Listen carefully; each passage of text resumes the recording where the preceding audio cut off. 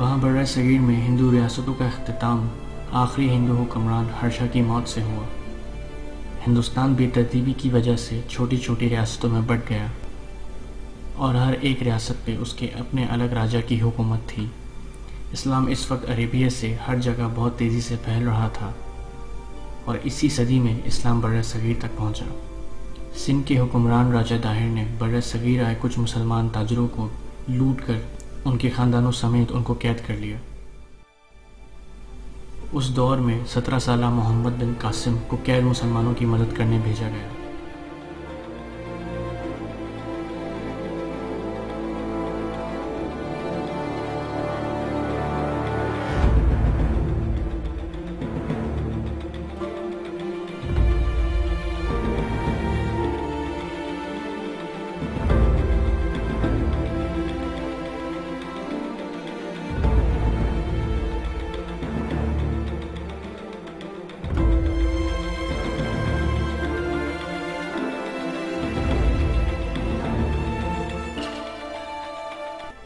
راجہ داہر کو جلد ہی شکست کا سامنا کرنا پڑا۔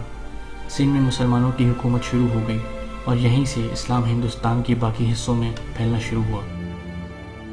محمد بن قاسم نے آہستہ آہستہ پورے ہندوستان کا نظام اسلامی طور طریقے اور اسلامی تہذیب سے بدل دیا، اور اس تمیز و تہذیب کی بدولت وہاں پہ رہنے والے بہت سے ہندو اور دوسرے غیر مسلم اسلام کے طور طریقے اور تہذیب سے متاثر ہو کر اسلام کو قبول کرنے لگے۔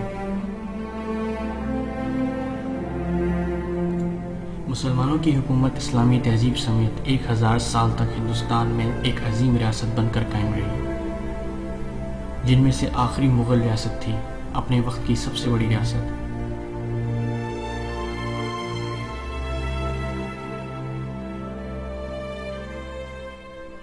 مسلمانوں کا زوال تب شروع ہوا جب کچھ مسلمان حکمران اسلام کے قاعدے و قانون کو چھوڑ کر غیر اخلاقی اور غیر ذمہ دار سرگرمیوں کی طرف راغب ہو گئے۔ طاقت اور دولت کی لالچ کے سامنے ان کو دین غیر ضروری لگنے لگا۔ مغل بادشاہ اکبر، جس نے اپنا خود کا مذہب بنا کر اسلام سے بغاوت کا کھلا اعلان کیا، اور اس کے بعد شاہ جہاں، جس نے پورا شاہی خزانہ اپنی بیوی کی یاد میں مجسمات بنانے میں لٹا دیا۔ بالآخر شاہ جہاں اپنے ہی بیٹے اورنگزیب کے ہاتھوں تخت سے ہٹا دیا گیا۔ اورنگزیب کی حکمرانی میں مغل حکومت کے لیے تھوڑی بہت امید نظر آنے لگی، لیکن اورنگزیب کی ساری کوششیں مغل امپائر کے ہوئے نقصان کو بھرنے کے لیے ناکافی تھیں۔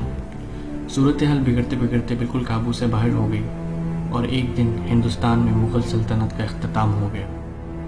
اب ہندوستان میں رہنے والے ہندو اور مسلمانوں کی زندگیاں ایک نئی حکومت کے ہاتھ میں تھیں۔ ہندوستان کی تاریخ میں سب سے زیادہ ریسسٹ اور کہیں زیادہ ظالم انگریزی حکومت۔ انگریزوں نے ہندوستان میں اپنا پہلا قدم سن 1615 میں ایسٹ انڈیا کمپنی کے نام سے رکھا، جس کا بظاہر مقصد تجارت تھا مگر نیت کچھ اور۔ مغل سلطنت کے زوال کی وجہ صرف مغل حکمرانوں کی لاپرواہی نہیں تھی، بلکہ وہ لوگ تھے جنہوں نے ان لاپرواہیوں کا فائدہ اٹھایا۔ ہندوستان میں رہتے ہوئے انگریزوں نے اندر ہی اندر ہندو اور مسلمانوں کے بیچ کئی فسادات پیدا کیے اور دوسری ہی جگہ ہندوستان میں اپنی عسکری قوتوں کو بڑھاتے رہے۔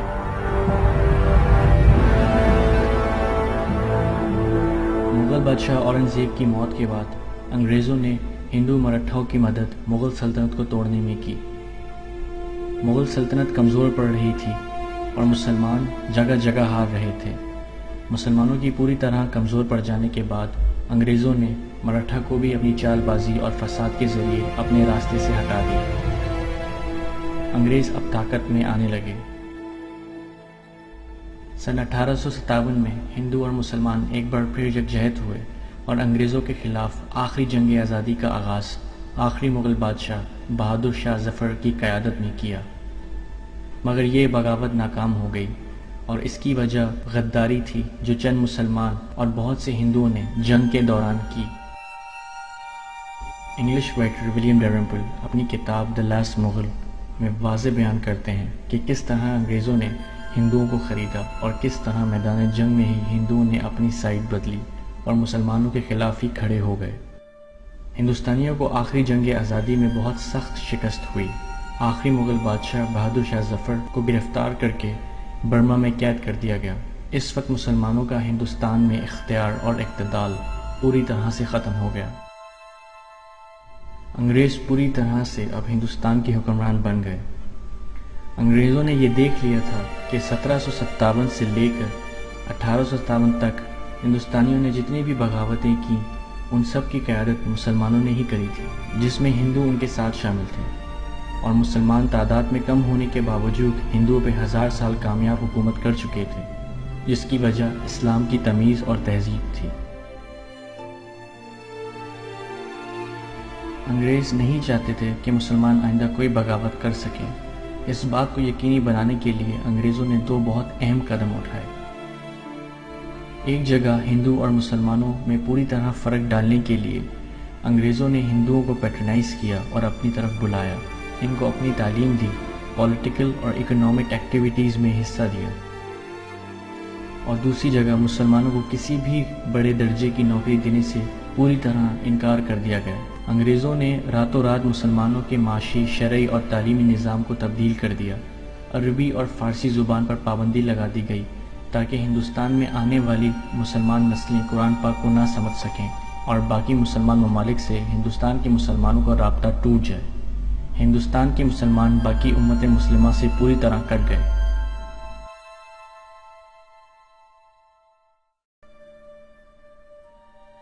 سن 1885 میں پہلی بار انڈیا کے لوگوں کے لیے ایک سیاسی جماعت بنائی گئی جس کو انڈین نیشنل کانگریس کا نام دیا گیا۔ کہنے کو یہ جماعت انڈیا کے ہندو اور مسلمان دونوں کے لیے ہی بنی تھی، مگر اس کے بنتے ہی اس کو ہندو ڈومینیٹ کر گئے اور آخری وقت تک کرتے رہے۔ اس کی وجہ انگریزوں کی وہ سیاسی تربیت تھی جو شروعات میں صرف ہندوؤں کو دی گئی۔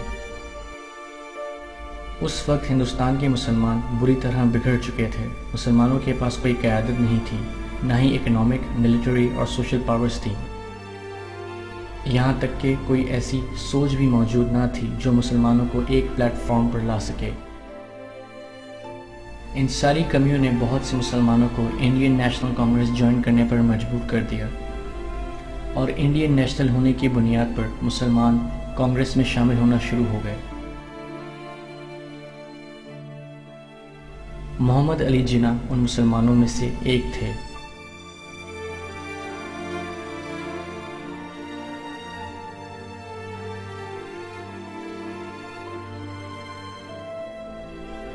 محمد علی جناح ایک بہت زیادہ تعلیم یافتہ اور عزت دار بیرسٹر تھے، جنہوں نے اپنی سیاسی زندگی کے ابتدائی 20 سال انڈین نیشنل کانگریس میں گزار دیے۔ ہندو مسلم یونٹی کے ان سے بڑے علم بردار انڈیا میں کوئی تھے ہی نہیں۔ کانگریس میں ان کے رہنے کا مقصد صرف ہندو مسلم یونٹی اور انڈیا کو انگریزی حکومت سے آزادی دلانا تھا۔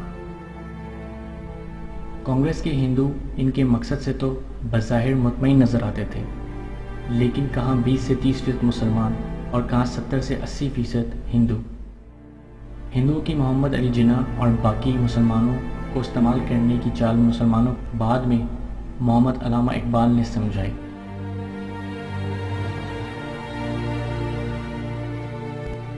ہندوؤں کی کانگریس ڈومینیشن کو دیکھ کر مسلمان بہت فکر مند تھے۔ بالآخر مسلمانوں نے ایک ایسی سیاسی جماعت بنانے کا فیصلہ کیا جو ہندوستان کے مسلمانوں کو ریپرزینٹ کرتی۔ سن 1906 میں آل انڈیا مسلم لیگ وجود میں آئی، لیکن محمد علی جناح پھر بھی کانگریس میں ہی رہے۔ ان کی آخر تک ہر ممکن کوشش یہی تھی کہ ہندو مسلم یونٹی رہے اور ہندو اور مسلمان ایک قوم کے طور پر ہندوستان میں حکومت کریں۔ اس مقصد کو محمد علی جناح نے پریکٹیکلی سن 1916 میں لکھنؤ پیکٹ کے ذریعے کرنا چاہا، جس کا مقصد کانگریس اور مسلم لیگ کے بیچ اتحاد کروانا تھا۔